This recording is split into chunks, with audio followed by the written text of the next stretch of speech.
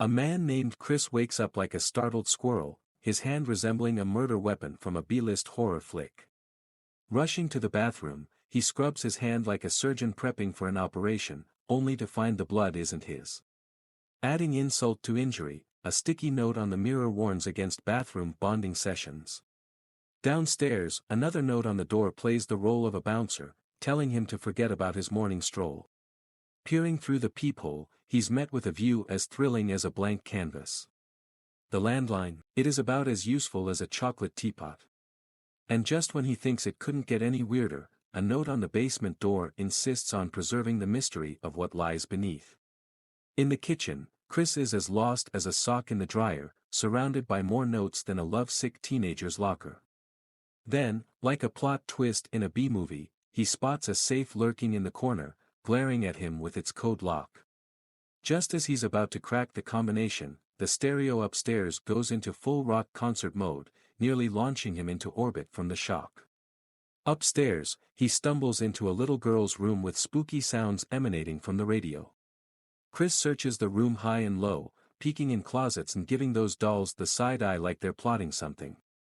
He spots a door that might as well have been invisible. Behind it lies a scene straight out of a horror flick, a shattered mirror and a note taunting him with the existential question, who is this?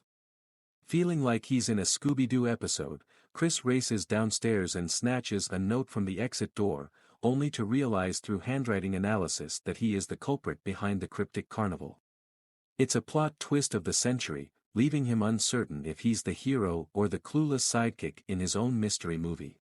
Chris, fueled by curiosity and a dash of desperation, decides to play detective and peek through the window curtain, hoping for a clue. Lo and behold, someone's made a move on the chessboard. But who? Sherlock Holmes would be proud. Next to the chessboard sits a projector, adding to the mystery like sprinkles on an already perplexing cake. What could it be used for? Maybe it's a secret message encoded in a PowerPoint presentation. His curiosity leads him to another room, where he discovers a metal box tightly shut. He gives it knock knock, who's there? But frustration mounts as he heads into the bathroom, only to be met with an unexpected sight, a demon of all things taking a shower. The demon extends a sudsy hand, inviting Chris to join in the cleansing ritual, but Chris recoils faster than a slinky down the stairs. No thank you, Mr. Demon. He'll stick to his own shower routine, thank you very much. Chris comes downstairs and steps outside, but the eerie silence offers no answers. It's like the whole neighborhood decided to play a game of hide-and-seek and forgot to tell him. Disheartened, he shuffles back indoors, only to be greeted by a chilling sight, a bloody handprint smeared on the wall. His heart does the cha-cha in his chest and turns around the mirror, only to find "Don't let it see you." Well, thanks for the tip, Captain Obvious. He retraces his steps to the little girl's room, where he discovers a gift box containing a bracelet and a note urging him to remember its importance, and a painting saying, "One of these doesn't belong." Determined to uncover the truth, he rummages through the kitchen closet and discovers a flashlight. Armed with nothing but a flashlight and a healthy dose of skepticism, he descends into the depths of the basement, where a series of chilling notes offer conflicting advice: run, trap it, hide, and fight what exactly? His own shadow. As he grapples with the conflicting warnings, he's startled by noises upstairs, like my neighbor is rearranging his furniture. Clutching a knife for protection, and maybe a cheese sandwich if he gets hungry, he ascends, only to find a disturbing message etched on the table with a fork: "I am here." Suddenly, the phone rings, jolting him with fear. His hands tremble as he answers, only to be met with a voice singing, "Inky Pinky Ponky, Daddy bought a donkey," and he abruptly cuts the call in fear. He goes to the little girl's room and carefully checks the closet. He finds Master Tigress there like she owns the place, with a note saying "Look up." When he looks up, he finds a box with goodies like a screwdriver, a painting, and a movie reel. He plays it on the projector and sees he is with his daughter and his wife having barbecue.